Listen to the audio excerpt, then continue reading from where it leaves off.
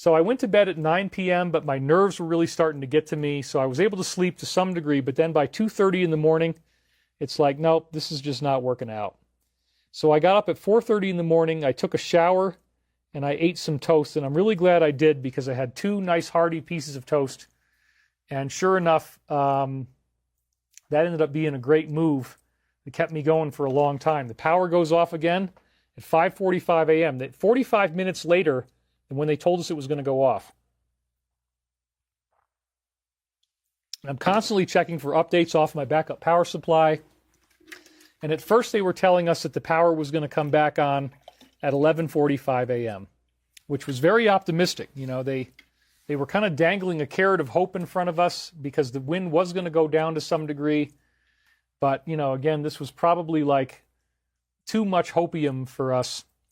But I wanted to believe it. And that's one of the things that's just so crazy is when they're telling you the power is going to come back on and then it really doesn't.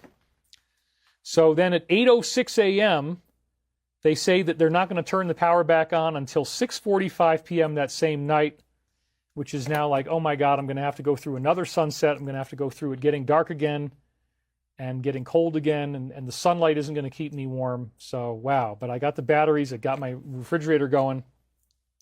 So we actually had decent sunlight throughout part of the day. That kept the house warmer. And then at 12:33 p.m., they tell us that they're not going to turn the power on until 10 p.m. that night. And that's when you really start to freak out, man. And then, so a half an hour before they tell you the power is going to be turned back on, 9:30 p.m., now they say that the power might not come back on until Sunday at noon. So this is, again, this is the most intense it's ever been. You know, and we really have to thank you. I want to thank you for all these moderators. So don't worry, David. We're enjoying the show. It takes the edge off my PTSD. I often listen to your voice when I can't sleep. What type of bread were you eating? I was just eating gluten-free bread it was a millet chia gluten-free bread, trying to get as organic and healthy as possible. How did you stay warm? Again, yeah, some people don't like what's going on here. How did you, well, Vacapalo, I think that person was actually supporting me. She was just remarking negatively about using a curse word to describe people that we're hating. But anyway, how did you stay warm?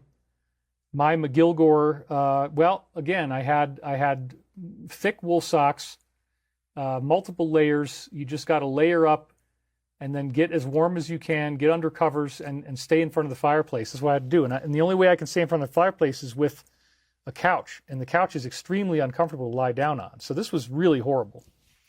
So again, the whole day, you're hoping it's going to happen, and then it doesn't. And that's the way they do it. They don't just tell you, oh yeah, you're not going to have power for several days. They keep dangling it in front of you and then pulling it away. And it's like, oh my God. So it was, but I'm here to live the tale. And I'm here to tell you what happened. I made it through. So the power that night simply never came back on. And this is where it really started to get scary, because now it's the second night in a row, or, well, not the second night in a row, the second night that I had to sleep in front of the fireplace, having had no power since 5:45 a.m., the whole entire day. Now I'm doing a whole entire night. And again, you got to watch the fireplace. You got to keep your eyes open. It's crazy. The whole thing is just insane, dude, because like, oh, I don't even want to talk about it. I mean, it was so hour by hour. And part of what you got to do is just keep yourself calm psychologically. It's profound isolation, prolonged amounts of time to just think and not do anything else, which is why I'm really glad to be here. I'm really glad to be here and talk to you guys and just kind of process this with you. Thank you very much. So I could not sleep at all. The sofa was being very uncomfortable. We're running the refrigerator off of backup power, which is only going to last about 2 days. The house keeps getting colder and colder, and I made it through another night with hardly any sleep at all. And great testimony, David, says Miles Servin. Good stuff. A variation of Dark Night of the Soul. Now less ballin' and more callin'. Well, we're almost done. We're almost through the end of this horrible story. But so another night without any sleep, and then it gets even worse because on Saturday there was no sunlight. So now there's nothing to keep the house warm.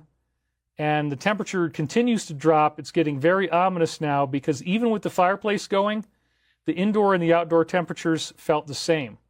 So I did have my devices charged. I was calling friends and family to stay sane. I popped open one of my emergency cans of sardines at 2:17 p.m. Otherwise, I was eating things like dates, seeds, chips. Not really all that great. And every now and then, very occasionally, open up the refrigerator and yank something out of there. I'd cooked some ground beef in there that I could grab, and so, in fact, I'm going to have to do that again tonight. I just realized, I haven't even planned for tonight's dinner yet, so I'll have to do that after we get off the phone. But I'll thaw it out and then make another one of those. But we might have it happen again. We might lose power again tonight. But hopefully, it sounds like our Michigan ice storm, very scary. Maria Sinclair, thank you. Serena Bella says, thanks to the super chat for Miles Servin. Yeah, so, I mean, it gets really intense. And, your challenge is to survive. Your challenge is to make it through and not lose your mind. You got to stay calm. You got to stay confident. You got to be positive. Don't let the negativity get to you. It's very, very important. So the power came back on at 5:18 p.m., and I could not believe it, man. It was so exciting, and I was in a state of ecstasy. And this was when I first debated on the idea of whether I'm going to do a show for Sunday. But then, all of a sudden, after 1 hour, the power turns back off again. I could not believe it. And then when I start checking the emergency messages, they were telling us, don't expect it to come back on until Sunday at 1 p.m. This was so disheartening, but even then I tried to stay as positive as possible. And, I mean, at that point, you're just like, after all that work, after all that time, can you believe this was yesterday? This was last night that this happened. After everything I'd been through, not sleeping, and I'm still here, showed up for you guys, and made it to the show. We got $2,200 in chat revenue. That is awesome. Thank you guys for donating. I really appreciate that. Anybody else who wants to donate, it's very helpful. So thank you in advance. So Land of the Lost says, in the 2004 hurricanes, power was off for 14 days. It sucked. Now I have lots of 20-year shelf life food, Berkey water filters, 100-gallon fresh water and blue barrels, 1,800-watt solar generator, propane stove, etc. Yeah, I get it. So anyway, we got another moderation opportunity here. That's fine. It's a rough ride, and it's not for the weak. Thankfully, the power did come back on at 7:45 p.m. Again, it's just by this point you're so exhausted. You're like, well, okay.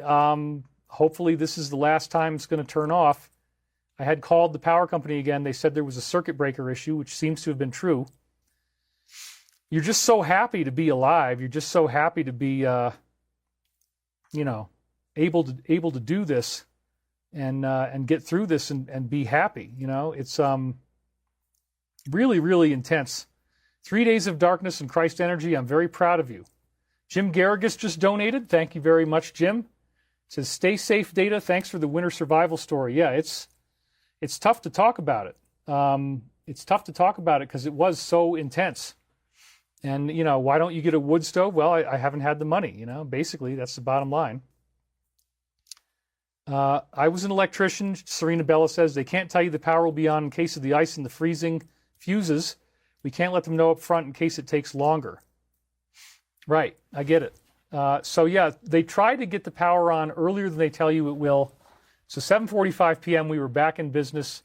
I ate more food, got more things done. It was really cool. I was able to get some decent sleep, and I woke up this morning, and I said, dude, we've got to do a show. No matter how tired I am, this is the most important thing.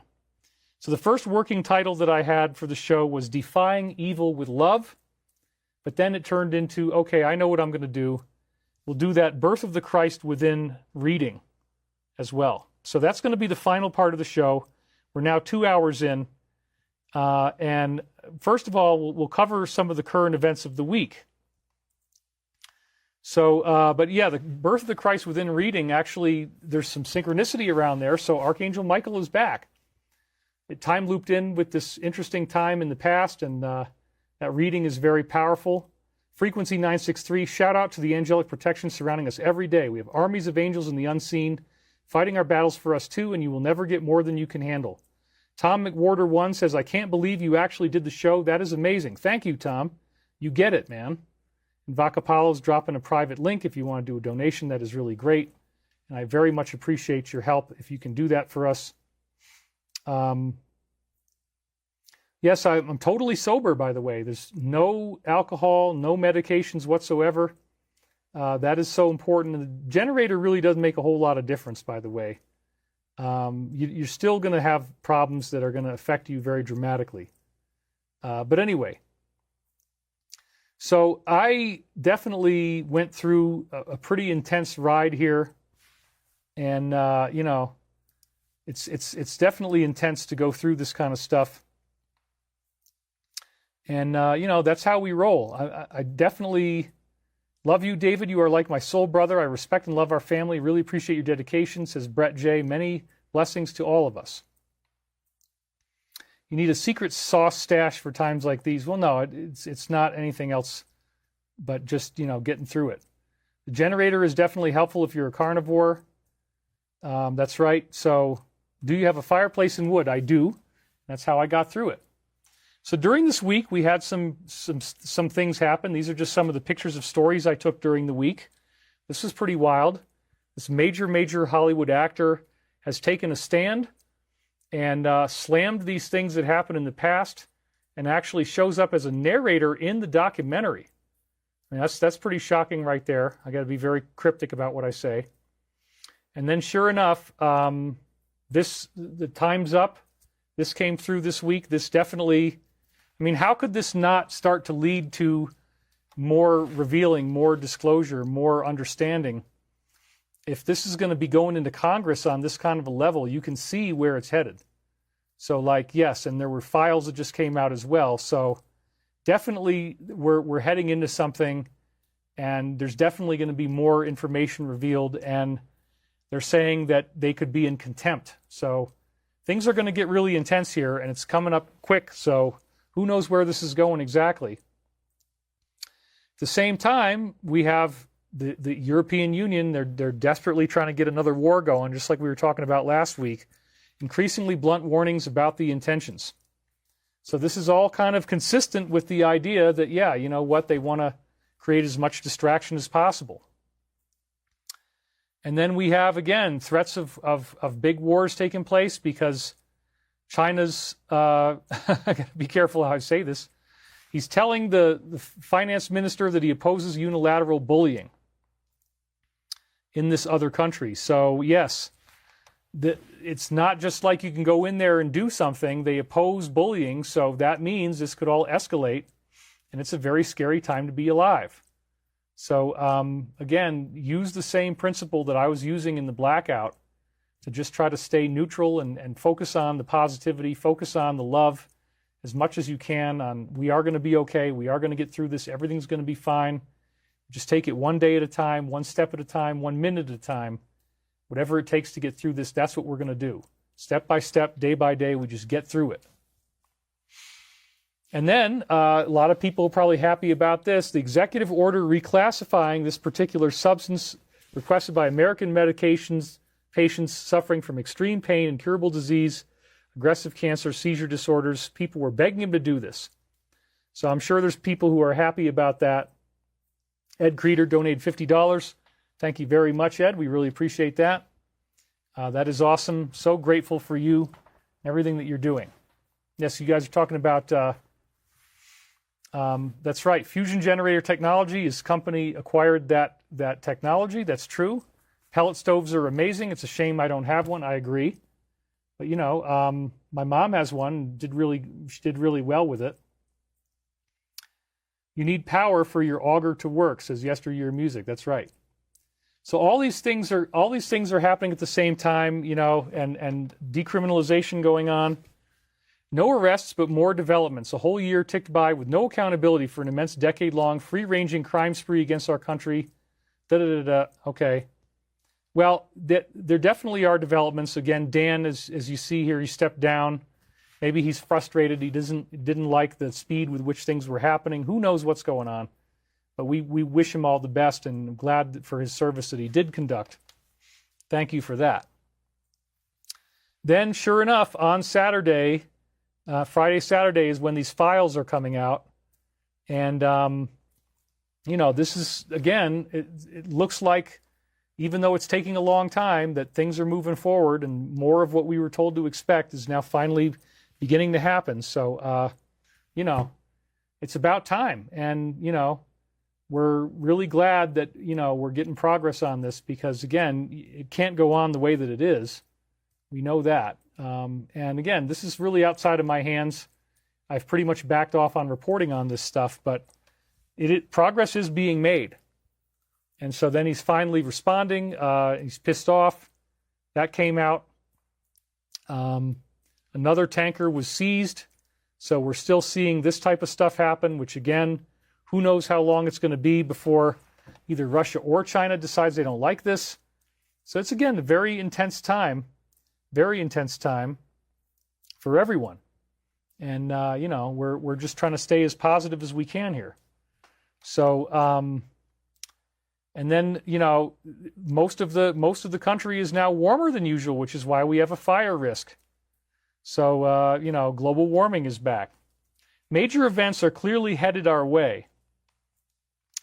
And this is a very important point here that I wanted to stress, that, we're not dealing with something that we're just going to keep waiting and never see anything. There are major, major things coming into view for our future, and we want to be clear on that. And so the birth of the Christ within is the theme for today. We have a beautiful reading to get into here. So I'm going to jump ahead in the show now and get to that point because we're far enough along that it's a good time to do that.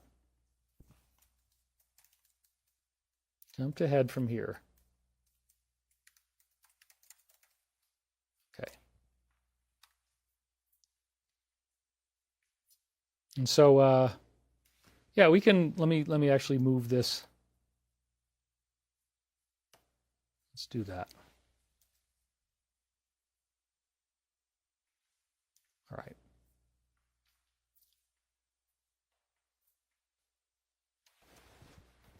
So again, like I was saying, the positive forces in the universe, we talked about the meditation effect, focusing on creating value and life for others. And so the Christ spirit is about loving, service to others, about forgiveness, all that kind of stuff. You are giving back to the universe by engaging in these behaviors. You are doing your part. And so now you guys saw what the hell I've been through. Like, wow, you mean David got back on the air after going through this living nightmare where he was nearly dead? Yes, I got back on the air the very next day after 2 fake outs where the power comes back on, turns off, comes back on, turns off. Wow. I mean, it's been a wild, wild experience. So it came back on twice, it turned off, yeah. So that was certainly not for the weak, man. This has been very intense. I wish I had better prep, and I know you guys have great suggestions, and I appreciate that. Yay, Michael prophecies. And we do also have helpful guardian angels, and so we're going to hear from my own guardian angel, Archangel Michael, in just a little bit. The One Infinite Creator manifested all of existence. This is a very important point that I keep stressing, that we are all thought forms, we're all part of the One Infinite Creator. It's not a question for these positive entities, it's a fact. And the battle for your soul is being allowed to play out on Earth, where both sides of this conflict have the right to present their viewpoints to you, and there are rules in the universe that allow you to be pitched by both sides. Either side can set its agenda and try to get you to think the way it wants to, and we see that playing out on Earth, where your future is determined by your own free will. The Christ consciousness is born within you as you embrace the positive. And so that's a very important point as well, the fact that we all have this glorious future that we can, look forward to as we work through these things together. So let's see here. Moving on. Yeah, let's do that.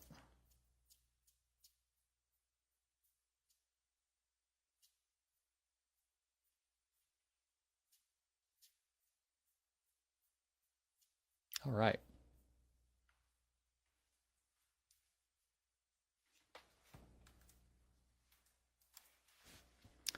So I decide, like I'm thinking to myself, okay, I have to agree to show, and it's going to have to be something that I can do quickly and without a lot of thought, because I didn't even know if I was going to do a show or not. I was so stressed out by everything that's going on that it's like, man, where do I even have the resources within me to make this show happen today? Do I have the strength and the time and the ability? And I was just trying to think, well, what could I do that's quick? And what could I do that's actually going to be great for everybody? And so I realized, oh, that's right. It's Christmas time. Let's focus on that. And let's do the classic reading, which I have never done in a show before, The Birth of the Christ Within. So we're setting that story up now.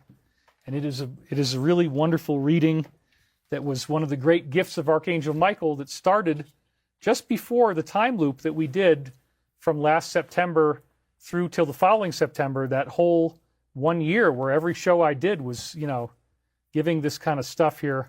Thank you, moderators, for being on top of it. You guys are on the ball now, and I appreciate that very much. And so Truth Trafficker says 100%. I hate the weed. It makes me useless and feel like a slug. That's right. So you guys are... But yeah, a lot of people would be very happy about the things that we're seeing and where this is all going. So no big deal there. Yeah, David Savage, we do appreciate Judaism very much. Hanukkah, we're in the middle of Hanukkah, so thank you for those emojis. They are all pro-positive Jewish in this case. He's not doing anything negative. David Savage is one of our Hebrew supporters. What up, David? Where's Angry Daddy? Well, we'll get into Angry Daddy in a minute, but I got to be in the right mood.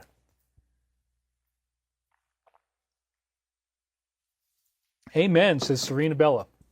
All right, so setting this whole thing up, what can I do on a short-term basis? What can I do that's going to be something that we can really enjoy? Ross Feinstein says, Jews in the house. That's right. Michael slides right before the election, still one of my favorite shows you ever did, says Prince Royal. Thank you for that. Don't know if today's topic is the Angry Daddy type of topic. LOL. You're right. It really isn't. So I'm just really glad that you guys showed up, man. I'm so glad that you guys showed up at all, and I really appreciate it because, so the night before this Archangel Michael reading, Birth of the Christ Within, I said, let me go back in time and just look at what content did we have before the reading began, because if this is a time loop, if Michael already knew I was going to use this reading, then maybe he's going to say so, and sure enough, that's what happened. That's what actually happened. So 4:41 a.m., I found myself in a bar, neatly enough. I was going in with my old friend, Billy. This was a friend I had in elementary school. He was wearing a very inexpensive set of frames for his glasses, but not quite as bad as the ones that he had in high school. And this is a time loop to my friend Artie, who actually is in the nursing home, and he shows up again in another dream as well. And Medicaid will only pay for these plastic frames that would have had to have been 5.5 inches thick on the edge. It's literally like wearing a pair of goggles. So right away, we had a time loop reference to, and I've often thought of Artie and Billy as being similar. And so we pray for Artie as well. He's been going through hell. He's had some really intense challenges on his own, and he's one of the people I talk to regularly. Julia says, it's not easy to fight alone in such extreme conditions, David, but it's making you stronger in your spiritual life. I absolutely believe that's true. So thank you. So yes, this is a direct reference to Artie, and now he's finally getting glasses for Christmas. His father is paying for him to get good glasses, not the cheap Medicaid ones. So this was very interesting right off the bat. The day before, we got a time loop into the present showing that, yes, Michael knew I was going to talk about this reading. So then this reading comes in. This is Michael speaking. Our records claim that the witnesses to this more peculiar event looming in your near future have already become more distinctly separate than their peculiar counterparts in the now distant past. So I said here, this may be talking about coming events, seeming to indicate that the effect this will have on everyone will be remarkably transformative. So a peculiar event looming in your near future could also be Three-Eye Atlas, which again seems to be correlated with those possible other things that could happen. So I don't really know what this is exactly, but a more peculiar event looming in your near future definitely gives us reason to hope. It's a very cryptic phrase. They're more distinctly separate than the peculiar counterparts in the now distant past. Yes, the past will no longer seem relevant once we go through whatever is coming our way. As all these truths come out, as everything is coming out, it's going to be like, wow, what a big change. Stephanie Marsh just donated. Thank you very much. David, thank you for being a divine inspiration to all of us. Life is good. I agree, life is good. You guys are laughing about Trama. Christmas Trama, I can see her coming down the chimney and spreading, yeah. So your Trama comes down the chimney to spread Christmas queer. Not Christmas cheer, but Christmas queer, you see. There's a big difference there. I like to make the distinction once in a while when I want to come down the chimney to bring you gifts and fill your stockings. It's my job as your Trama. I'm here to, I changed my gender for you. I did all these things to try to make you more comfortable with my presence in your life. If I could come down the chimney and do all these beautiful things to beautify the house, believe me, I will do that for you because I love you, baby. Mwah, mwah, mwah, mwah. All right, we are already getting out there. David's characters are thawing. That's right. Thank you very much. Got to do a little bit of something. The laughter icons are already coming in. Yeah, Trama. All right. How long has this live been going? We've been going for 2 hours and 18 minutes, and we're now getting into the real focus of what the topic was going to be today. Glad to do that. Don't forget your cookies. Everybody is starting to do the laughter here. That's great. We thank you guys for your laughter icons. That is awesome.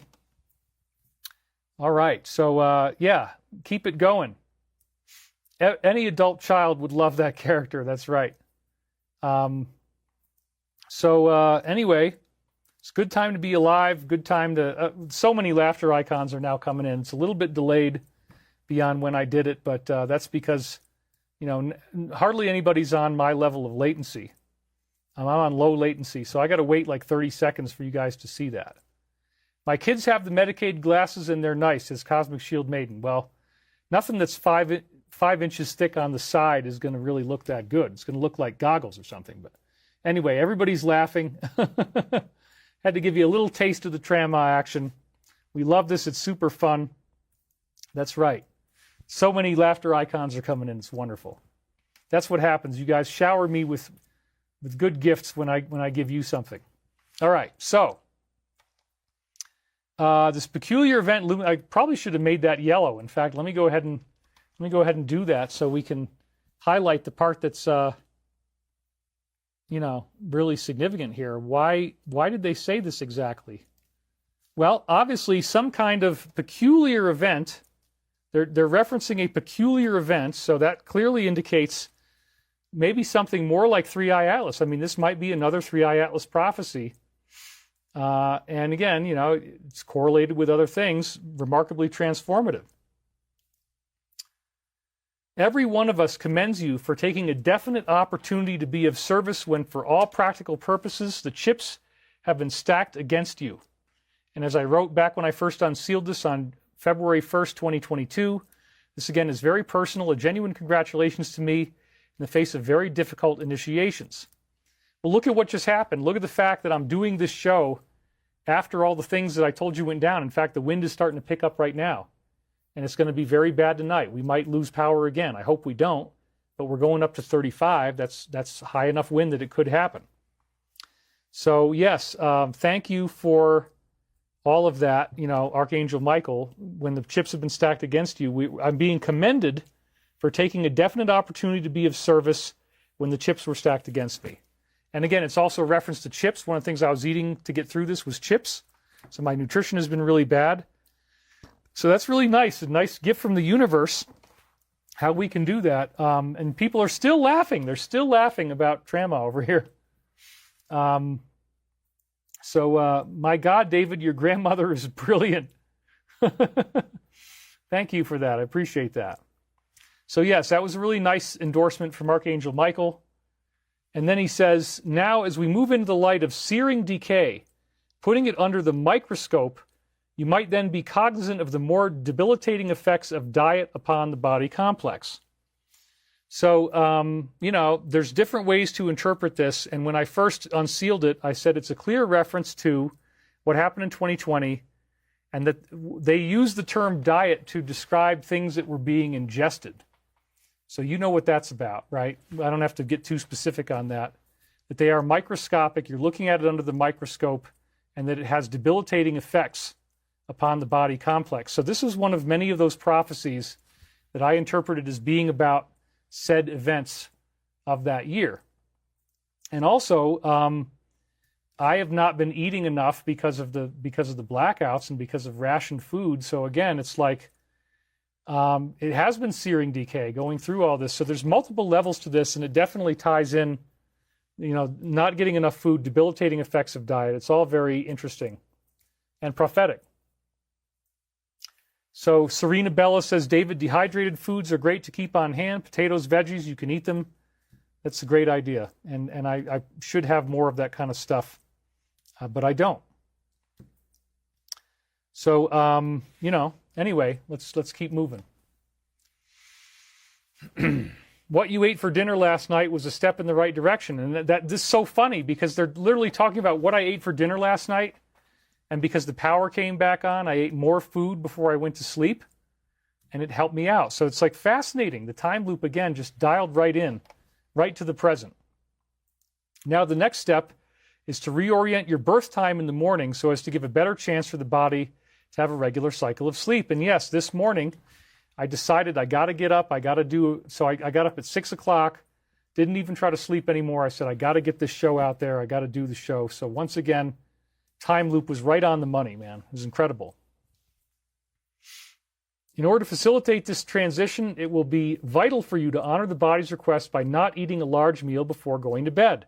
And yes, I ate too much food last night before going to sleep because the power had finally come back on. I kind of was in like a starvation mode. And so Michael is referring to that directly. How amazing is that? As you are aware, we have repeated these actions many times in the past, and it does continue to be a problem now. So as I wrote for today, this is exactly what just happened. So again, fascinating time loop. Our plot continues to be messy, continues to be frayed with denial and gory details. The video seemed just appropriate at that moment, just enough that it would be interesting for others to see and witness. Well, sure enough, the footage was just released the day before I re-unsealed this for our show. It's very interesting timing. Again, let's highlight that one phrase here. Hold on a second, because I'm just seeing it now. Oops, where are we? I figure if any of this weather is my fault, let's just talk about the stuff that's going to get me, that makes them the most annoyed, because what the hell? I mean, what else do I do? This is my job. So anyway, the video seemed just appropriate at that moment, just enough to be interesting for others to see and witness, frayed with denial and gory details. So there you go. I mean, it's totally relevant to everything that just dropped in the last couple of days. It's very, very, very interesting timing that I would have re-unsealed this right now. Yep. And then I say this appears to be a reference to expected coming events, a messy plot with mass denial and gory details. The video they're referring to seems to be videos that we will see about various situations. They're obviously being humorously underspoken by saying that these events will be interesting for others to see and witness. That's where I was when I was first unsealing it. And that could be. So, in order to relate to these circumstances, one had better take up the reins and see for oneself what it is like to be completely in control of one's own destiny. When one can grasp the compass and point the needle in its own direction, one has indeed made great strides in personal progress. Well, why are they talking about changing the needle? Oh, right, that kind of thing. So I think that's part of what this is talking about is that now the truth is coming out, and this is no longer going to be seen so positively by everyone. There's dangers here that you have to take into account. Very interesting that this is also part of the message, isn't it? It's fascinating. So then he says, let's go back to this now. As the blank proceedings continue, well, this is like the entire group of them going through something like this, but it also, remember that this is what happened to Clinton as well. As those proceedings continue, and here he is going to Congress really soon, right? We just saw that. You can watch and see how the collective attitudes towards human sexuality continue to be explored and understood from a massive perspective outside the usual realm of focus. Well, that is very relevant to what we're seeing right now. There is a lot going on that indeed merits your attention and the attention of others. In case we didn't clarify it before, it is the cleansing of the mass human attitudes regarding sexuality and the even deeper issues regarding integrity and truth in the human organism. That's right. So this is about cleansing our mass attitudes about human sexuality, and there's certainly going to be a lot of that. People have to be honest with themselves and learn that this type of stuff has taken place, and it can be very difficult for people to process that. But if you throw up, you'll feel better. And part of letting the Christ be born within you is to understand and accept what's really going on. So then that same day, I have this dream of, guess what, a massive hurricane, right as I'm going through all this wind, 10:15 a.m., we were looking on the TV and noticed how hot it was getting inside the house. Well, I had extremes of heat and cold in the house because of the fireplace that I was running. So this is actually, again, very, very relevant. I also remember from somewhere having seen some very strange phenomenon of the water in the ocean being very green, actually too green. So the green color is like the fourth density energy. That's what it symbolizes in dreams, the Christ consciousness. So green color of Christmas. I'm unsealing this right before Christmas again. And again, the green symbolizes also illness, like you're green because you feel sick. But I was in a vacation house. I didn't write the whole dream down. I'm in a vacation house, and it started to get very hot. And then we're on TV looking that there was green water in the ocean, and it was talking about like an El Nino type of current, which is definitely part of what's going on here. There was a report on TV with Dan Rather talking about how this green ocean had run all the way up the eastern seaboard of the United States. They were saying that the heating of the water on the eastern seaboard was legendary in scope, and now we've got the western side of the country being heated during the winter in a legendary way. Very strange. So again, this is all very much fits together, doesn't it? Although Dan Rather is certainly not on TV anymore. They had never seen anything like this green before. It was very serious, very troubling for the climate, and nobody knew how to stop it. It was a big problem. It was very obvious that they were saying it was going to create hurricanes. Well, that's exactly what I've been dealing with, 100-mile-an-hour winds, hurricanes. So, like, what are the odds that I get this idea? I'm going to use the Birth of the Christ Within reading. It's almost the same day that I dictated it as the day now. It's the perfect Christmas reading. And then the day before, we got these massive hurricane prophecies, which is exactly what I've just been going through. So this blew me away. Michael knew I didn't have a lot of time, but he fed me this, and it all popped in. And we'll see if there's other places I can dip into in the future, keep this going. So Paula Mignon says, how about a donation for Daddy? Will that put Daddy in a good mood? LOL. When do you think Jesus was really born? She donated $5. Thank you very much. Yeah, we'll bust out with Angry Daddy at some point. I'll have a moment with him. As anybody knows, Florida has not experienced a hurricane so far this year, says Nina Ghani. All right. Well, thank you very much, Paula, for the donation. And so, again, I'm exhausted. I mean, I'll be honest with you. What were you guys saying? Oh, do you like how the green energy movement dumps green dye into the waters of Venice? Yeah, that's not a good thing. And Ross Feinstein's talking about doctors told me to stop and prescribe me to do you-know-what more. Interesting. So chicken, broccoli, and plantains, he said that too. Just looking at what we got here. Anyway. Ooh, man, the wind is starting to pick up. It's starting to pick up outside. Julia says, David, take good care of yourself, please. It must be very hard to go on a live stream after fighting such difficult circumstances. You are not kidding. It has been very intense to do that, to say the least. Very, very intense. So hurricanes, huh? It's exactly what I'm dealing with, that same kind of thing right now. So the time loop is on. I knew from watching the news report that a hurricane had come and hit in the case where I was living at the time, Virginia Beach. I was concerned about all the things we had in the barn that were loose and not tied down and where they were going to go. That's exactly what everybody's worried about here as well. And, I had damage to my fence from the trees coming down. The hurricane went up the coast more, and then it ended up hitting Rhode Island. It was mentioned 2 or 3 times as being almost totally destroyed. Well, let's hope that doesn't happen. This was a very serious hurricane, but again, it's talking about my own area and how much damage occurred from that. I remember seeing on the news this image next to Dan Rather's head on the right of the hurricane, a blue relief pattern against the map of the United States. So this green water of the hurricane, everything else was really serious, and we were all very concerned. Then the sea levels were rising, and the sea was spilling onto the land all over and rising everywhere. Right, that's the storm surge. It was very serious. We were trying to drive. We tried to go out one way, but the road was closed. So this is like a metaphor of how we all feel trapped in this. We don't know how we're going to get out of it, and we're just trying to survive what's going on here. It's very frightening. Thank you again, Vakapal, for dropping the link there.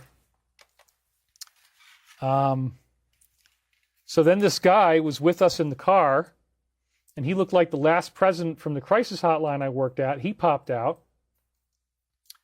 He was in a tuxedo, but he didn't have it buttoned up, and he was trying to direct traffic. We didn't even get very far down this one road, and we came to a sign that said road closed. So as far as the guy in the crisis hotline, it's like, this to me exemplified how, we kept getting told when we're going to get our power turned back on, and then it was wrong, and then we have to wait, and it just keeps on going and going and going. It's just so crazy, man. The level of intensity that this has all been is just really, really wild. Thank you guys for staying with me, by the way. You've been very consistent. We still got 2,352 concurrent viewers. I really appreciate that you stayed here with me through all this. So we came to this sign that said road closed. Then we tried to go back the other way, and that road was closed. That's what it feels like right now. This was not good at all. It's like we're trapped. It feels like that. We were really trying to figure out what was going on. It was getting pretty bad. There was nowhere to drive your car, end of story. And it's like, where do you go? You're trapped at home. You can't drive. The wind is too bad. It's the same kind of thing. So very prophetic. As I tried to escape in the car, it was almost like they didn't want us to escape, but were trying to barricade us into different areas. Well, that's what a lot of us are feeling. Like, we're being plotted against here, and it's very scary. There were these very, very tiny and narrow streets the car was driving through, like little mazes.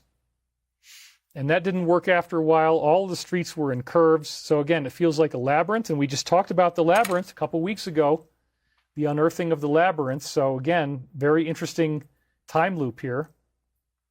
And Serena says, thank you for being with us in such crazy conditions. I appreciate that. I did show up for you regardless of this. How about a less angry and more understanding daddy? Daddy's had anger management issues. He feels much better now that he's started to take Focatol. That's pretty funny.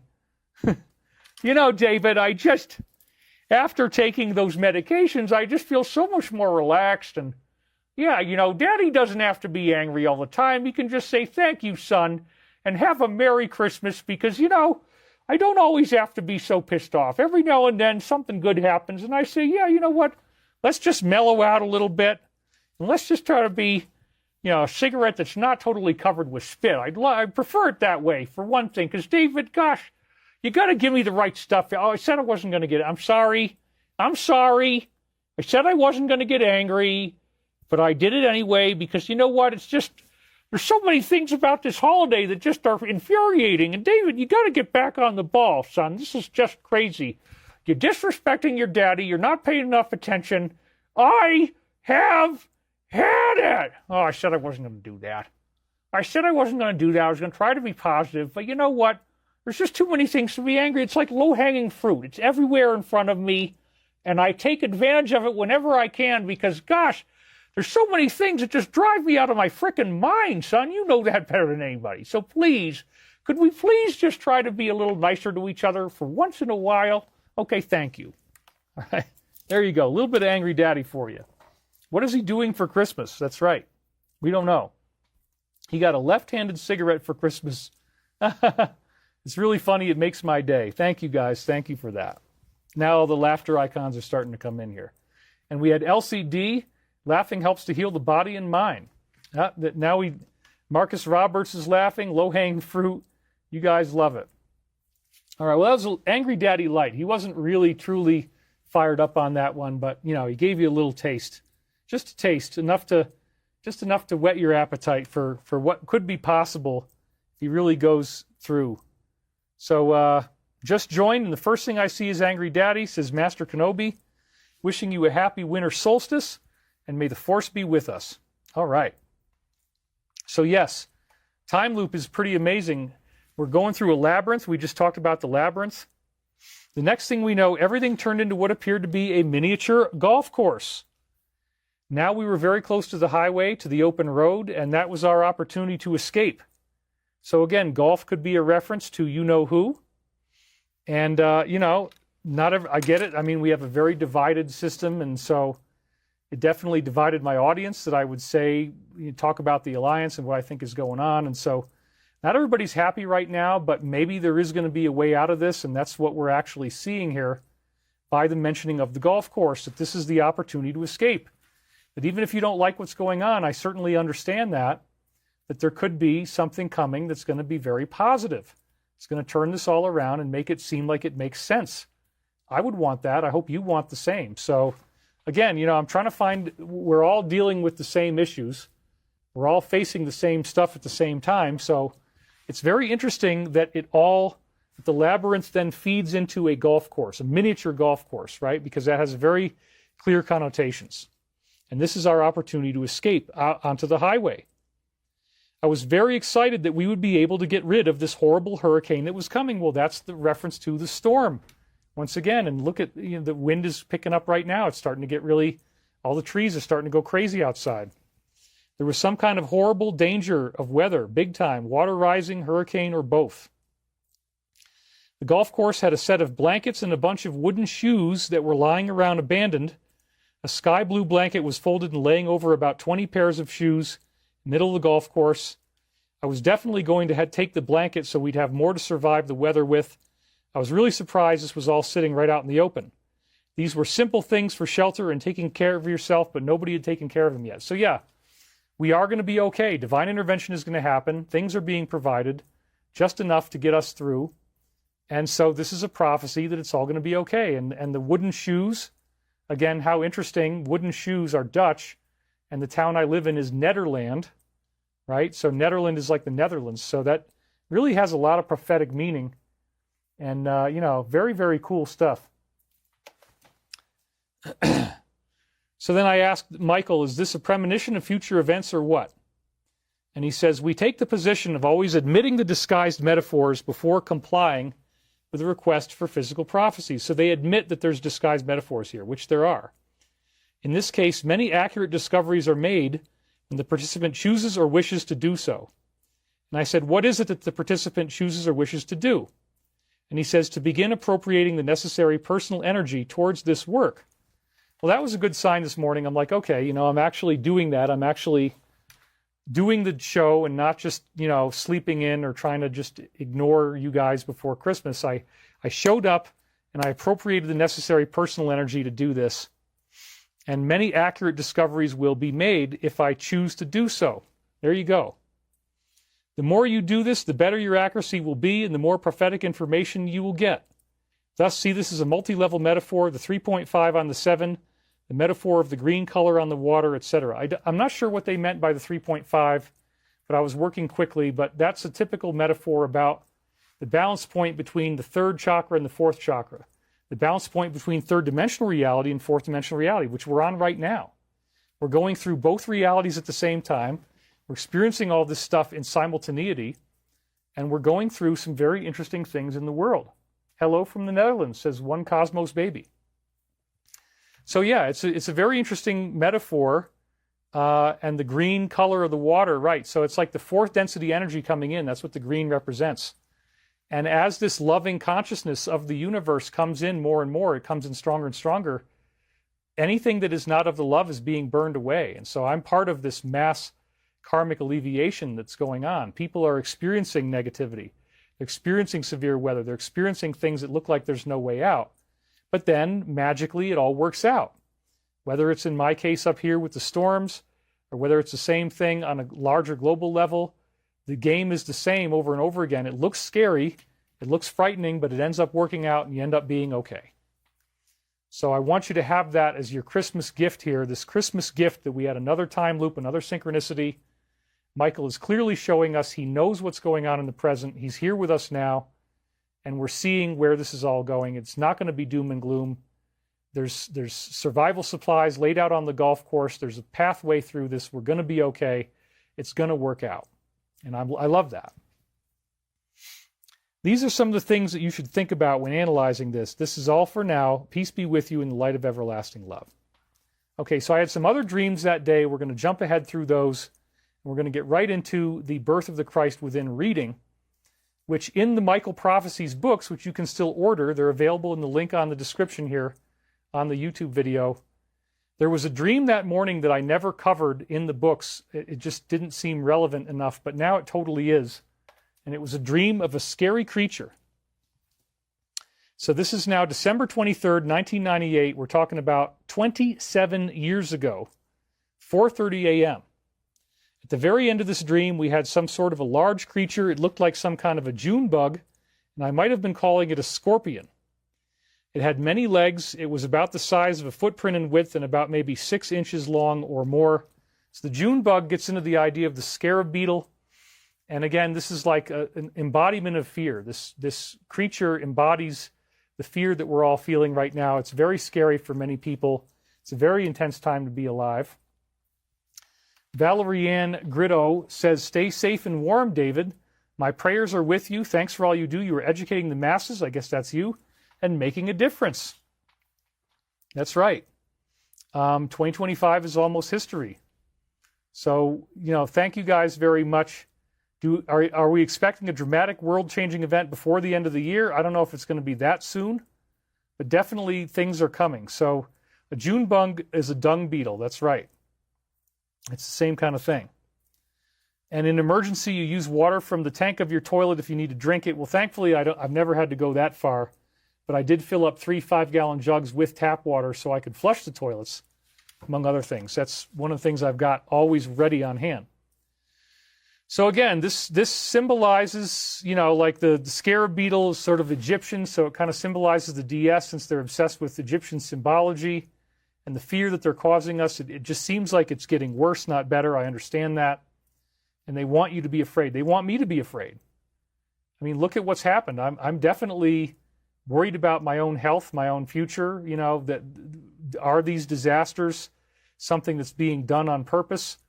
Look at how weird it was and the timing of it. And yes, I'm able to do the Sunday, but just barely. I think that's because of your prayers, actually, that we're able to show up on Sunday. And so thank you for that. I forgot to shift my bandwidth to a higher level, but the show looks okay. It looks pretty good.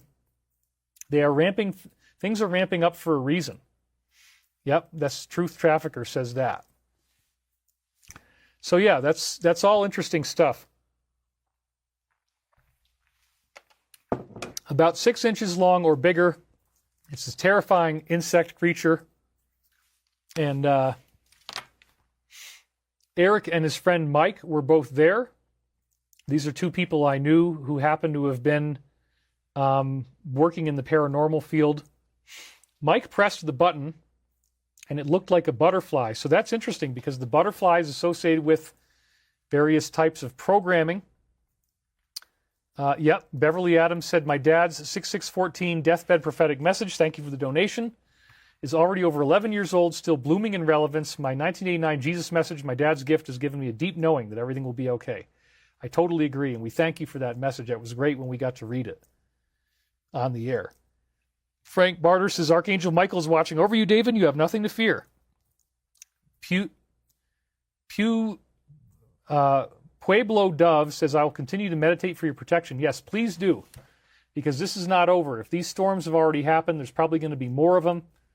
And I really, I would love to not have to be trapped up here, but let's hope that this doesn't have to keep on happening in such a negative level. It is really, really not fun to go through these power outages and all these things I've been dealing with. I treasure every day that, I have some peace and some stability, because it's not very often. I'll tell you what. So, looked like a butterfly. That's a symbol of stuff that they do to try to manipulate the mind and these various practices that they have. When he pressed the butterfly button, the thing started to move really quickly. It's a very dangerous scarab beetle, scorpion thing. So this is talking about how everything is speeding up and everybody's really afraid. It also represents high winds again, the threat from the wind. It put this probe up at first, which is, again, very alien-like, like it's looking for something. Mom was there. She said it was going for the vegetables that she had been planting. Well, yeah, I mean, our food supply is under attack. I had very limited food during this process. It's been very, very intense, but we keep it going. So, again, we're at 2,300 chat revenue. Oh, Sabrina Robidoux just donated another $50. Thank you so much. David, thank you for your service to us. I'm praying for your safety. I love and appreciate you. We love you too, Sabrina. Thank you very much for being here. I got an eyelid in my eye. Let me just get that for a second. Make sure I really got it. Okay. Hold on. All right. So Mom was there, and she was going. The insect had been going for vegetables that we were planting. That's, again, look at how little food I had. So this is, again, during the birth of the Christ within reading, right beforehand. It's very prophetic references to what's going on right now. Just throw some stuff on there. Woo! Definitely got something in my eye, so sorry about that. It's these things happen. Show must go on. But anyway, wow, the wind is really picking up outside. I told Mike to watch out. That's my brother. Or no, that was the guy. Next thing you know, the creature started to crawl towards him really quickly. This is the sense of threat and the sense of the high winds. All from pressing on this one button in the middle, even though we already thought the thing was dead. So yes, it's still not, the threat is very real. We're all facing it. I mean, we need to respect them. We need to respect how real they are and how capable they are of doing damage of various sorts. I mean, this is all part of the game of what we're in today. The milieu that we're facing and what really can happen to us. It is very dangerous, and we don't ever want to take anything for granted. He was able to grab it before it got to the vegetables, and he set it back. That's a good thing. The next thing you know, it started trying to fly, and it flew right at me. Again, it's an airborne thing, like the wind. I blindly dove out of the way, and that was what woke me up. So again, scary dream, directly relevant to everything that's going on in the present right now, directly relevant to the challenges that we're all facing. Okay, so that's what woke me up. I then realized that I was awakened at almost exactly the same moment that I had been last night, 4:30 in the morning. So I guess this is a new 4:30 a.m. vortex. And again, the dream that I had 4:30 before that was about hurricane force winds. Now we have this scary creature flying at me. It's all very relevant to what's going on now. So I was delighted when I went back and actually decided to pull a Michael prophecy into the show. That the time loop was so accurate and so reflective of what's going on. Emily Howard says, my dog eats June bugs when they come out of the ground, and then he barfs. My other dog's name was June. We called her June Bug, and I miss her. I'm sorry about your dog. Merry Christmas, David, says Sarah Love. Thank you, Sarah. We really appreciate it. Nate League says, I just finished Synchronicity Key. I was very impressed. I wasn't sure, honestly, about it in the beginning, but I quickly changed my mind. Getting another one of your books tomorrow. Thank you very much. And thank you all again for the super chats. It's so fantastic, and you guys are very consistent. Same people are still staying with me here. We got 2,353 viewers, which is amazing considering I picked this up with no advertising on the day of. You never even heard, because I didn't know if I'd be able to do a show or not. It's like very terrifying situations going on over here. So this is our new 4:30 a.m. vortex. I then realized I was awakened at almost the same stuff I just said. Sorry. Okay. So now, after I do this reading, after I do this dream, we get into the actual reading itself, and it is so beautiful. It's just so beautiful. And I hope we have enough time to get through the whole thing. But if not, we'll continue it next week as part of our Christmas spirit. But we'll do whatever we can. And Officer Problem says, I think it's over for the old control grid. They are desperate. Well, we'll see. I hope so. We will always check to see if you are coming on. Yeah, so that's a good rule of thumb. Even if, even if you don't see me on the air, even if I don't say I'm going to do a show, if there's a way that I can get through and make it happen at the last minute, I will do so. Because who knows, they might hit me with wind again this coming week. I mean, it's not on the schedule right now, but I mean, this is just crazy.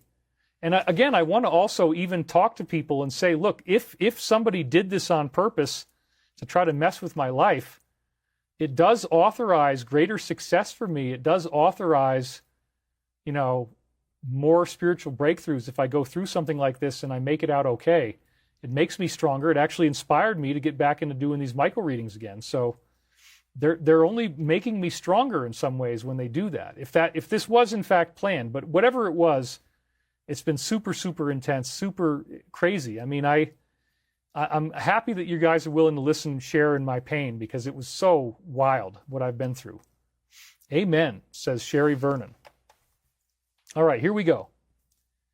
Led by a few insightful followers to the appropriate destination, the few who were able to understand did indeed again perceive the Christ light within the heavens.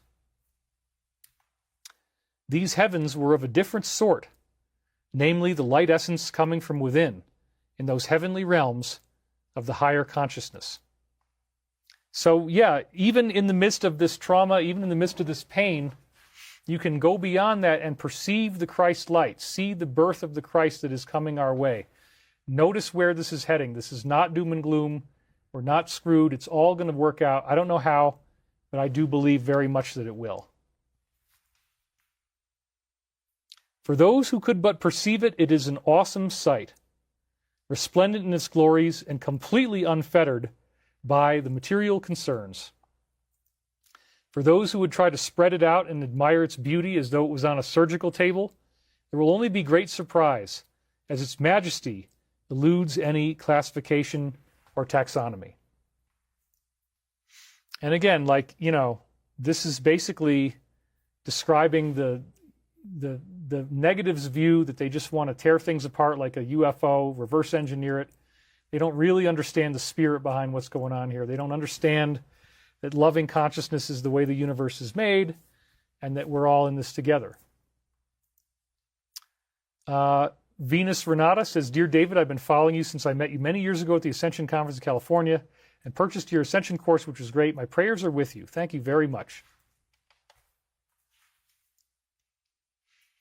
It is not to be discussed nor talked about as though something you could understand or grasp conscientiously. What you can do is approach its knowledge by following its demands.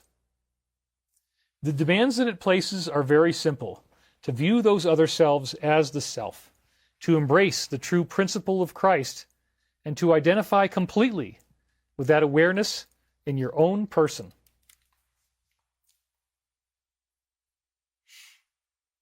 To make it abundantly clear to all those involved that you yourself have followed these commands, not out of a feeling of guilt or fear, but rather out of an immense sense of responsibility to thine own fellow man and woman.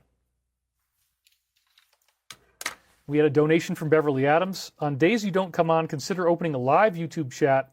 We can talk with each other and donate to you. Okay, then I'll see if that's even possible. If I was coming on, I would come on. So if it's possible for me to do a live YouTube chat, I'd probably just do the show so you guys actually have something to talk about. But I hear you, and I appreciate that. Such responsibility needs to be generated from within, from the realization of the oneness of the one true being, that soul essence or entity that is composed of so much more than just your physical matter.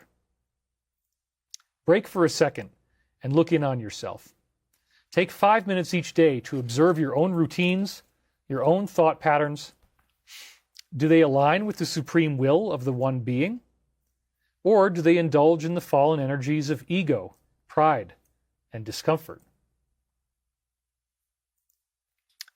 Where do you reside in God's many mansions? Do you rise to the top as the leavening makes the bread to sprout into full bloom? Or do you remain as the hard-caked dirt on the bottom that needs to be scrubbed away? And this is also interesting because, again, the first thing I ate when the power came back on last night, they chided me for, was I ate 2 pieces of toast in the middle of the night. And so, and also I had to clean off the hard-caked stuff in my pans. So this definitely seems, again, to be temporally prophetic. Laphastor says, I've been with you, donated $20, by the way. Says, I've been with you since the Art Bell, Richard C. Hoagland days. I've done your courses and all that jazz. Such dedication. Have your What is My Purpose CD from way back when. You are certainly Christed. Well, I certainly appreciate that. And, somebody's asking about what books of mine you can read. We have Source Field Investigation, Synchronicity Key, The Ascension Mysteries, and Awakening in the Dream. And they're all wonderful. They're all different, too. So you should read all of them. If you love the books, I would read all of them. Source Field is very scientific. Synchronicity Key is also scientific, but gets more into other things like time loops. The Ascension Mysteries was the next one. The first half is a personal stuff because people wanted to hear personal stories. And then it's all about the interplanetary solar system history, that kind of stuff in the second half. And then Awakening in the Dream is really unique and is probably my favorite out of all of them. And, you got to read all of them. That's my point. All right. Think about this as you contemplate the bread of life, the bread of the Christ, the bread of the one true being that is shared amongst us all as that life essence that we can all then partake of. Know in thine own heart that the message of the Christ is forever profound and forever simple. Embrace the simplicity and know that in that pure moment of time you have grasped the unknowable. For it is through your conduct, it is both in your thoughts and in your actions, that the gateway to infinity is indeed opened. A plot is being hatched for all of you. A plot to examine the self under a microscope, to then see up close the parts that have been hiding, the parts that cause despair, fear, anger, rage, embitterment, jealousy, grief, apathy, depression, sadness, morbidity, strife, ego, stress, etc. So yes, all of these things that are happening, like these storms that I went through, you examine the self under the microscope. And that's what I was doing. I mean, I spent all this time lying on the couch, just trying to get through the journey of minute by minute power outage, very intense stuff, just horrible, really. And, Robert Potter says, I highly recommend Awakening in the Dream. This data dump is pure gold, says James is cool. Thank you very much. Appreciate that, man. And again, when they say examine the self under a microscope, this also gets back to microorganisms and what's really been going on. What are we really seeing about, viruses and that kind of stuff? That's definitely also a big part of this. Never before in human history have you had the pressure of the solar changes weighing upon you as heavily as they do now. Our research with David confirms this. It is important to understand that all are affected by this cycle, regardless of whether it is apparent to them or not. We're all going through this together. And thus there is indeed a very concrete reason for why many of you are feeling so out of touch, so compelled to look back through the past and deal with the issues as they emerge. Indeed, it is the compelling force of the Christ consciousness that is blowing the doors wide open and expanding the limits that now surround you. And so this is again a prophetic reference to the hurricane force winds that I was just dealing with, blowing the doors wide open. That's part of what it ends up doing, right? We do see that this expansion is similar to the expansion of the womb in the contractions prior to the birth of the Christ child. There you go, man. Right on the nose. It is not a simple process by any means, but one which requires all those who participate to hold their breath, to clasp hands gingerly together, and look down with fear and awe at the massive force coming from within that is necessary as the final push towards birth is then made. So yeah, what an interesting metaphor, the idea of birth pangs, that the hurricane stuff that I'm going through right now is literally like the birth pangs of the earth as we're going through this change. I mean, this beautiful metaphors where Michael is tying it all in with the birth of Christ and with Christmas and the timing of this, that it happens during the solstice. So it's literally the darkest nights of the year, the least amount of sunlight for the whole freaking year, all very relevant. Similarly, see these birth contractions of the collective human fourth dimensional mind as occurring now. Do not fail to separate the personal issues within the self from those issues occurring in the world at large, for to do otherwise is to not grasp the full realm of possibilities that await you. Very, very good advice.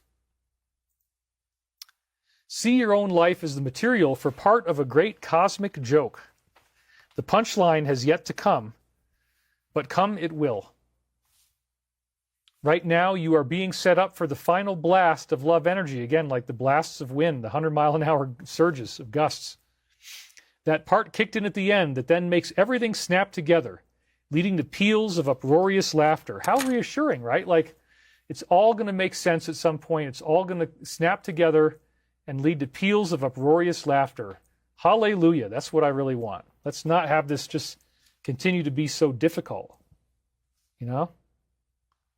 So I really like where this is going. This reading has a lot to offer us. It's very beautiful, and it really does make sense, too. We're being set up for the final blast of love energy. That's coming our way. The punchline has not yet come, but it will. So again, nothing has changed. Prophecies didn't get canceled. It's all going to head into this very beautiful thing that's going to all make sense once it happens. So too will this ascension be the capstone that then holds together the shaky foundations of everything that now seems so disjointed. Shaky foundations like my house shaking in the wind. So there again, prophetic metaphors. The chief cornerstone is being lowered back into place, and that is a reference to Christ. The Christ metaphor is the chief cornerstone. The stone which the builders rejected has become the chief cornerstone. That's a Bible quote, and it refers to Jesus, but it also refers to the capstone, because as I said, the Great Pyramid is a metaphor of the coming Christ. It is very ironic that so few of you have truly realized that this is what is taking place, that ascension is happening. As these issues bubble up to the surface to be cleansed, the most common and, dare we say, smart reaction is to rage out at the difficulties that life is presenting, to then file them away into a back burner of the mind for future consumption at some ill-defined and seldom reached point. I could choose to do that about the storms and stuff, but I'm not. I'm being very positive about what's going on, focusing on it in a positive way, and making sure that I stay in the love regardless of how difficult this has been, because that's all I can do. You don't want yourself to be lost in the negativity. You got to focus on the positive. As you go through whatever it is, you stay positive.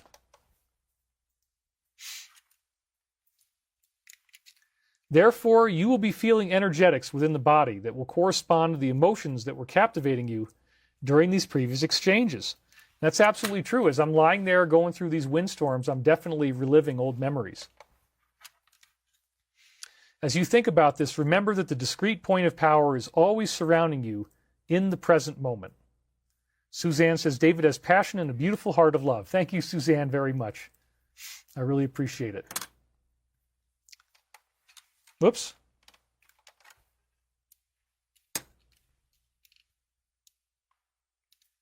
Therefore, you have the opportunity to bless yourself with the grace of recognizing that your own inhospitable actions in the past were merely part of this great cosmic joke that all of you will be so heartily laughing over in the next few months or years, as the case may be. Isn't that interesting?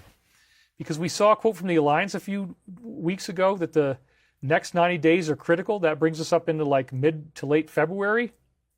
And then the next few months or years, as the case may be. So I think these prophecies are flexible. We don't really know when everything is going to come to a head, but it could be in as little as a few months. How fascinating, huh? All right. There we got it.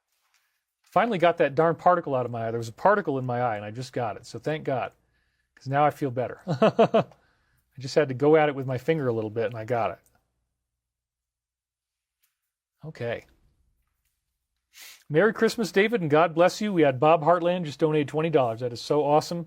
Thank you very much, Bob Heartland. let's keep going here. This is wonderful stuff.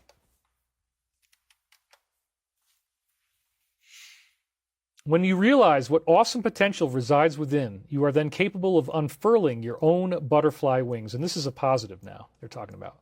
It is not necessary to remain a larva or a pupa forever, as these are merely growth stages. So too will you sprout your angel wings and alight within the firmament, moving towards that shining star in the heavens which beckons you, the glory of the true Christ consciousness, the one God that extends throughout all creation, that everlasting light of pure radiant love that calls all under its wing, that thou wouldst feel its holy presence. And again, I think there is some Three-Eye Atlas crossover here. The idea that Three-Eye Atlas was moving towards the sun, the shining star in the heavens. There's a couple references to the alien invasion thing, so we'll talk about that in a minute. But anyway, it's good stuff. And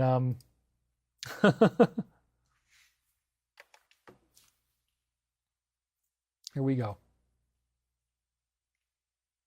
Gathered together now are its children, scattered throughout the fragments of time and space, that is, eagerly awaiting your birth and watching from the outside. This is talking about angelic beings. And this is where the cassette flips over. These forces, known to you as the angels, exist outside of the physical sphere as you know it, but they still watch eagerly, awaiting the arrival of the new birth within each of you. It is from this perspective that you should see the extraterrestrials in question. There are indeed negative entities, but the vast majority of those now present upon your sphere seek to counterattack any harm that would come your way, and work diligently to do so. And that's such an important point, because again, the Three-Eye Atlas thing, there's a lot of fear-mongering in the media. Michael is using time loops. He's actually showing us that this is accurately centered in the present by referencing the hurricane that I've been going through, referencing these very real, very difficult, upsetting events, and then he's saying that we will counterattack the harm that comes our way. It's wonderful. When you are so surrounded by the heavenly host, it is indeed rather foolish for you to be so concerned about an imminent alien invasion, if you will. Three-Eye Atlas. Now it's really on the nose. That once again, they've button-hooked it on both sides. They are not going to allow this to happen. They are not going to allow negativity to happen. And again, this is all stuff that's on cassette tapes that I dictated these readings onto in the 1990s. This one was from 1998. These are from later in the year, but 1999. But the point is, we have a really interesting situation here. Leanne Boudreau just donated. Thank you very much. 777. I love how you bridge the gap between ancient things of Egypt and the Bible. This is truly a peacemaking approach to our greater world problems. Thank you, David. That's right. We're probably not going to read the whole entire reading, but I wanted to get through at least part of it.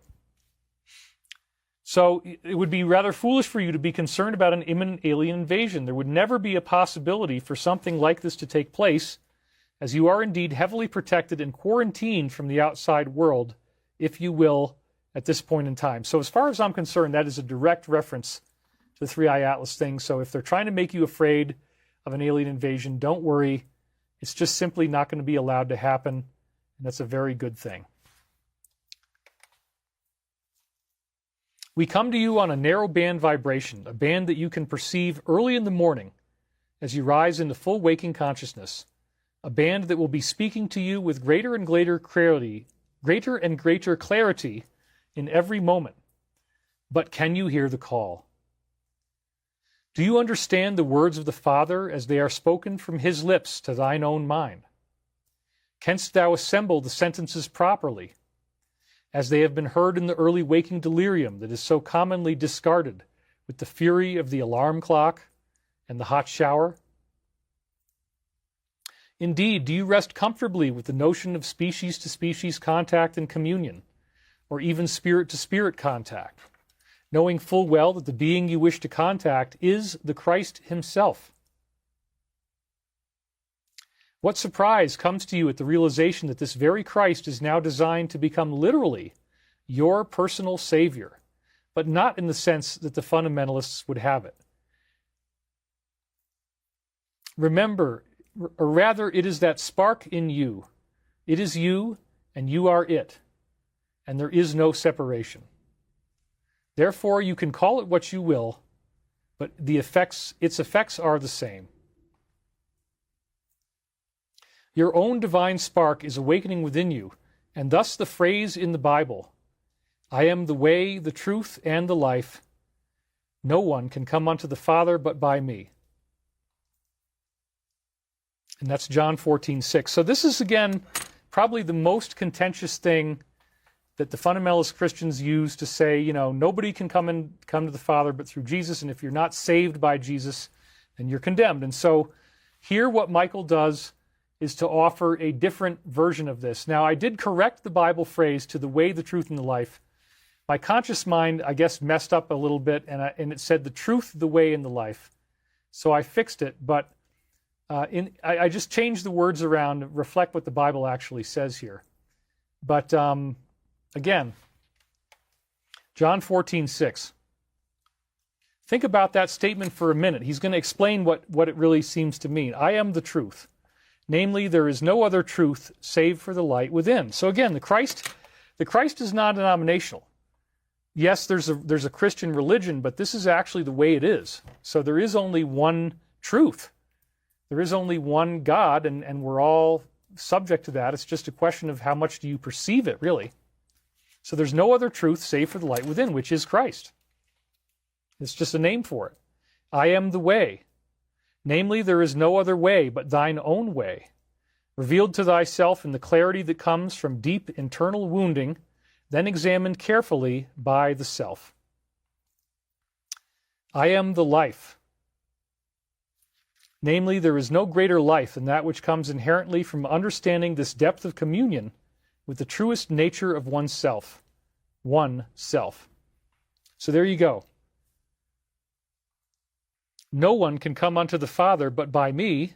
What does that mean? Namely, there is no other path to self-perfection and achievement of enlightenment but by grasping and aligning with those forces coalescing within the self, then represented by said Christ light. This statement has been hopelessly distorted to all sorts of parsimonious, i.e. selfish situations, including but not limited to those who would use it as a means to bolster their own faith and to say that all those who do not believe in Jesus are forever condemned to an eternal hellfire of some sort, made gruesome in its potentialities for prolonged, intense suffering. So parsimonious, again, means frugal or stingy, covetous, avaricious, that means greedy, miserly, close and tight. Parsimony, characterized by showing parsimony, let's click on parsimony, extreme or excessive economy or frugality, stinginess and miserliness, so not sharing. And stinginess, being reluctant to give or spend, being meager or barely sufficient in amount. Okay, so let's read that again. So the way, the truth, and the life has been hopelessly distorted to parsimonious situations of those who want to say that if you don't believe in Jesus, you're going to hell. And so they're just in this case trying to unpack that a little more and give you a little more insight into what that really means and where that's really going. And yet the masses of your people insist on some level within that this inner Christ is what is being accomplished. Because of the damage we sustained in our religion, namely Christianity, we often come to you without ever speaking in these exact terms. Indeed, many of your people choose to seek the Christ light within without naming it or labeling it as such. They may decide to use Native American spirituality, meditation, or any of a wide variety of other metaphysical topics to bring about this truth. Now, again, I do believe that using the Christian software is the most effective way to get there. But yes, there are other ways to get to the truth, and that's what he's really talking about here. So too may there be the followers of other orthodox religions in the world, also responding to that inner calling generated by the light within. And Orthodox, again, sounds like Hebrew, and we're in the middle of Hanukkah right now as well. When one blows away the barriers that hold distinction, again a reference to the wind that's going on, one begins to perceive the true self in its form, which is pure compassion and light. To those untrained, it would not be seen at all or only viewed as an inanimate object, a luminous being that does not yield any knowledge or secrets whatsoever. Again, kind of another roundabout reference to Three-Eye Atlas. The idea of a flying object, they say inanimate object, a luminous being, that's what it is. It's some kind of luminous being, right? Indeed, one may train oneself to the point of being able to see it, but if one does not possess the necessary desire for knowledge, it might yet elude them. What you are seeing is indeed the perfected signature of the model of man and woman. I just added that in. That holy presence that enshrouds all entities who would seek to make it manifest themselves. You are seeing a design that has stamped its signature upon thine own galaxy and its neighbors. This is the human design. Then envisioning a particular template through which all intelligent life might then be molded and formed. And that's what the Christ is. Jesus was the embodiment of the galactic human, the galactic logos, the model of humanity that is on a galactic level, that everybody who's born on a planet in this galaxy is going to become human in some way. While the human design is not actually very popular in the universe, again, the law of one says about 40% of everybody is human, so it's not the predominant design throughout the whole universe. Apparently there are others. It is immensely popular in your own local area. Therefore, should it not be proper for your angels and heavenly hosts to look similar to thine own bodily forms? There is no other way to be, as this is the path.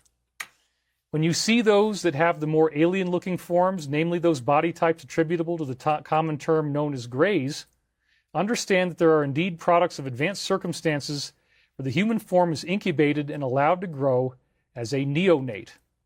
So this is where he's talking about the neonate is a fetus that's allowed to grow in a test tube into full size, and it becomes an adult, but with the fetal proportions, and that's exactly what we see with the grays. So they're confirming that these are essentially laboratory grown.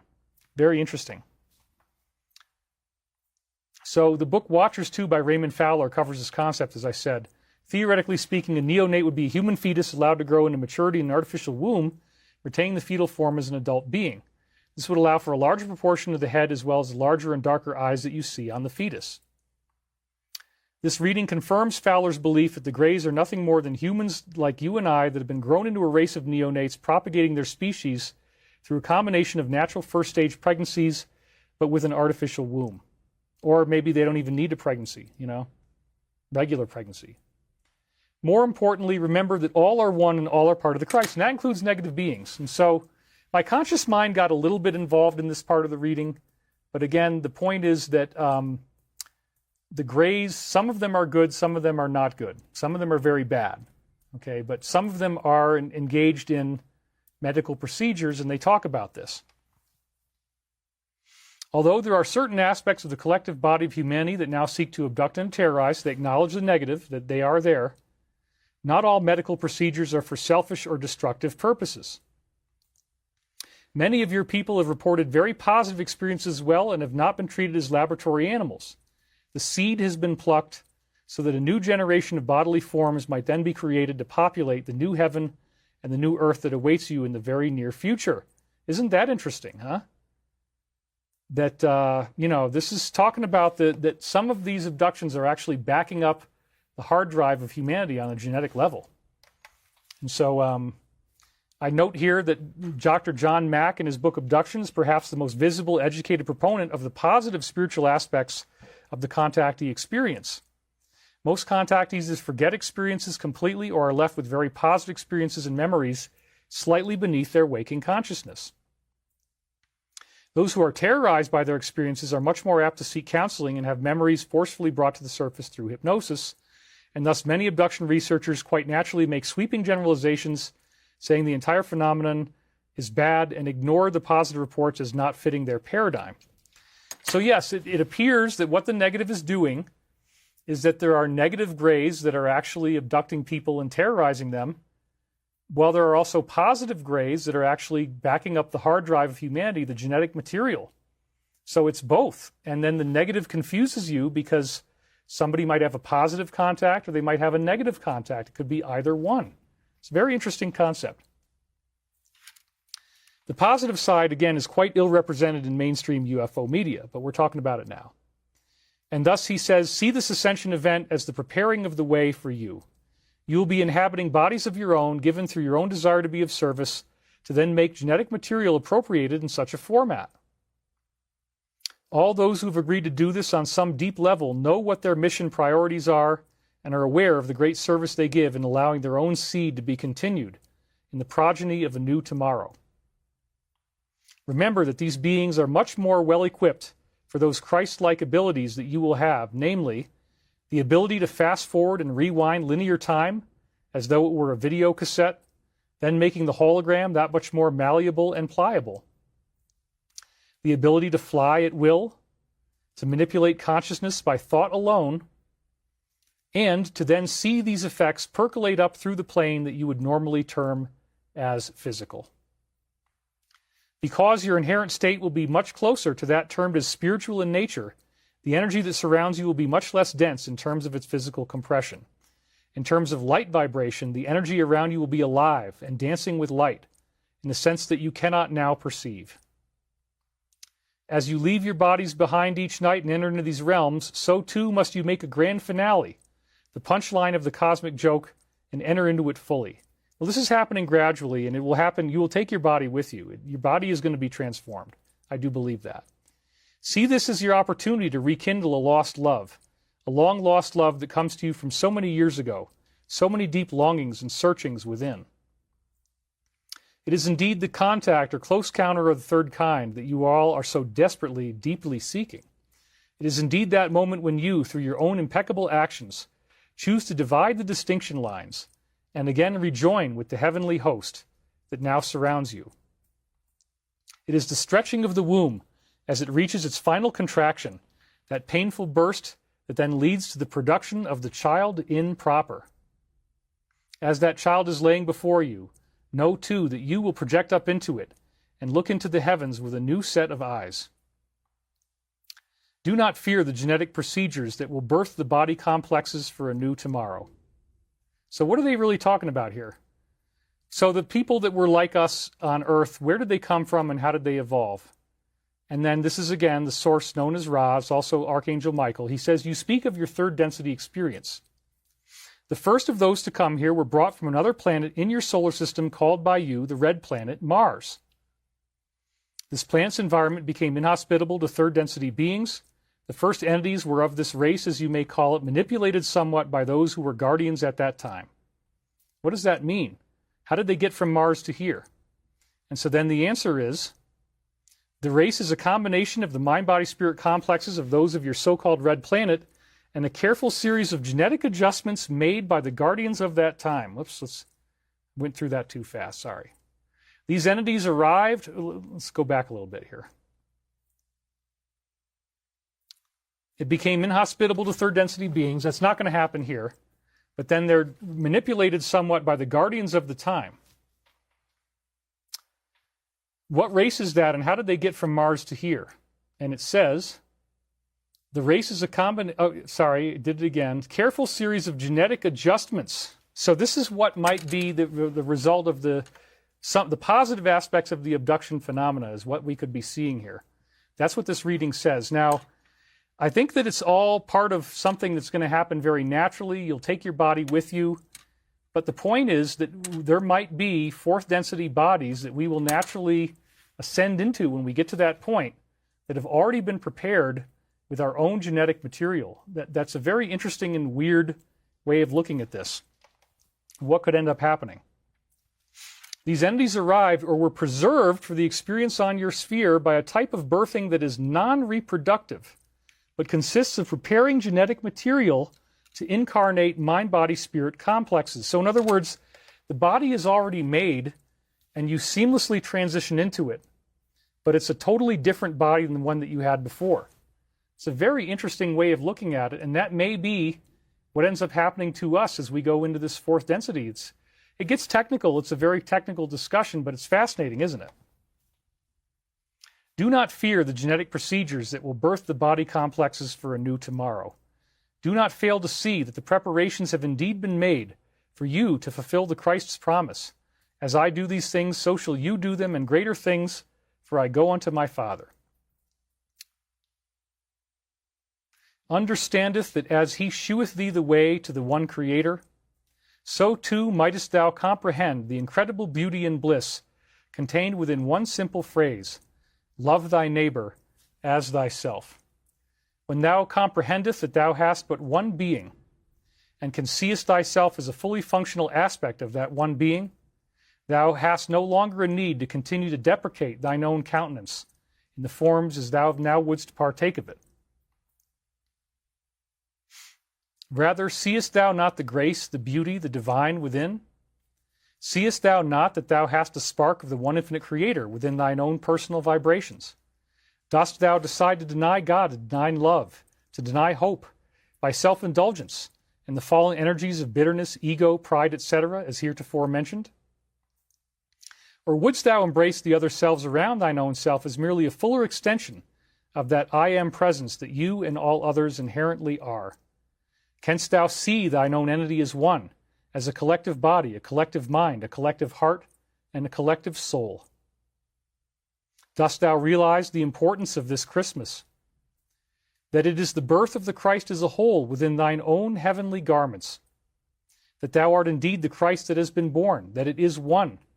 Wouldst thou focus on the contractions and pains of its birth, or rather delight in the new arrival?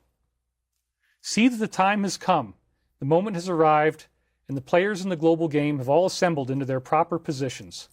Do not distress at the necessary evils and activities transpiring and taking place, as it is all part of the greater plan. They directly mentioned the plan. All right, so that is a good place for us to stop this week. Let me see how much more of this we got, because I think we're going to pick it up next week. But anyway, yeah, there's a lot more. Whoops, we didn't want to do that. I moved a slide around. Hold on, let's see. Whoops.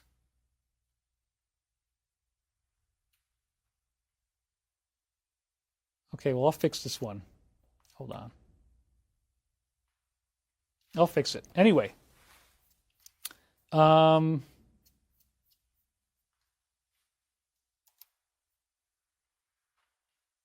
Oops.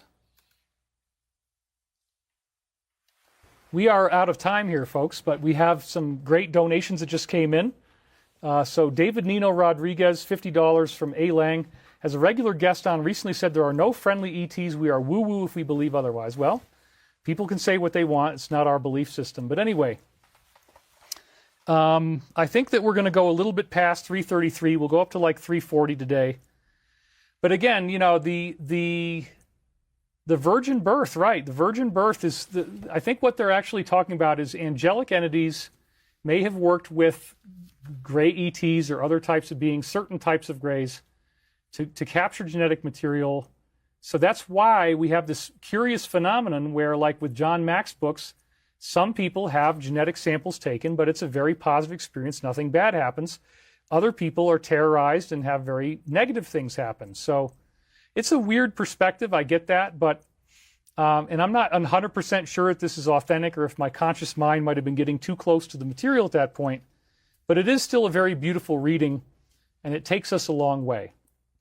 So what I also want to do, though, is say that I believe that the body is going to transform on its own. Now, will we be able to, will there be bodies that we step into as we go through the final ascension process? Yes, perhaps. Will those bodies have been prepared for us? Yes, perhaps. That's one of the things this implies. But really, I think ascension is a very organic process. I think it's very natural. I'm not even sure I would agree with everything that this reading said. Margie Callahan says, thank you, David. Great show. Your voice is always soothing for me. Merry Christmas. That's right. Didn't you tell us, David, that Edgar Casey said the return of Christ was the Messiah? Yes, that's true. And the Messiah is already translated to us. This is awesome. Intent Recordings official. Thank you. R.W. Phoenix just donated $111. Says, amen. Thank you for a most amazing message. Amen and namaste. Yeah, it's just a way of connecting some dots and helping to make more sense out of what's going on. But again, I really want to thank you guys for this whole thing. I'll be honest, I got peeved when he said that. I don't know what you mean by said that. But again, this is all very interesting stuff. And, you know, we can definitely pick it up in the next week. We'll talk about this a little bit more. In fact, I'm behind David right now. Yes. Watch the stars tonight, says Amber now. So let's go ahead right now, and I want to thank you guys for being here. Thank you for listening. Again, this reading does have its very strange component with that genetic part, but fundamentally, we are going through this birth. This Christmas time is the birth of the Christ within, and the real focus is on the love that we share for one another, the love that we share for ourselves. So let's now I want you to come together with me now. Close your eyes. Take a nice deep breath.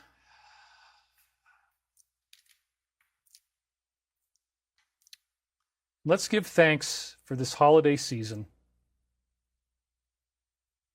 Let's give thanks for all the love that's out there in the universe, willing to be found.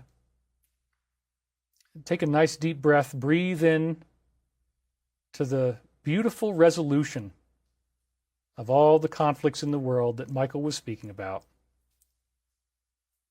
The birth that comes together and redefines everything we thought we knew. The stunning reemergence of the angelic presences here on humanity's soil, here on earth. Knowing full well that we are protected, feeling that glorious radiance within, sending that radiance to all those in the world who need prayer and healing. We are so grateful for this time. Even as it gets more challenging, we know that positive events are going to occur.